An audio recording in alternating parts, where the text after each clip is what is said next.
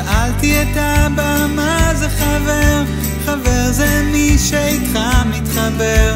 שאלתי את אמא מה זה חבר, חבר זה מי שאתה דואג לו ועוזר. אז יצאתי לדרך לפגוש חברים, ביחד שמחה ואהבה מגלים, שמחה ואהבה מגלים, שמחה ואהבה מגלים. פגשתי את אורי אתמול בצהריים כשיצאנו לגינה.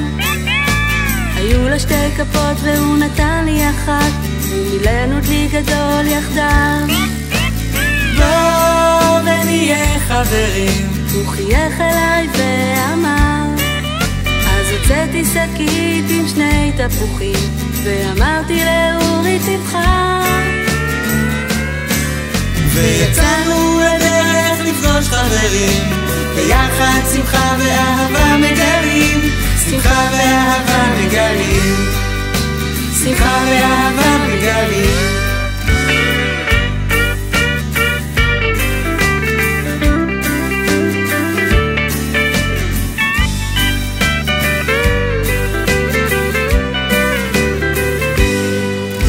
ליד המגלשה פגשנו עוד חבר, הוא אמר שקוראים לו גלעד.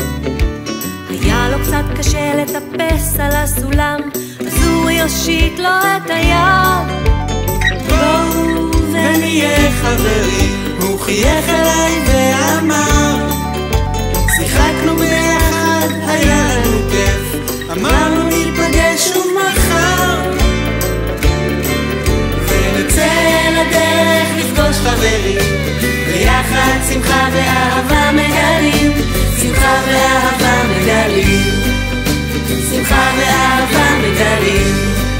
ונצא לדרך לפגוש חברים, ביחד שמחה ואהבה מגלים, שמחה ואהבה מגלים, שמחה ואהבה מגלים, שמחה ואהבה מגלים.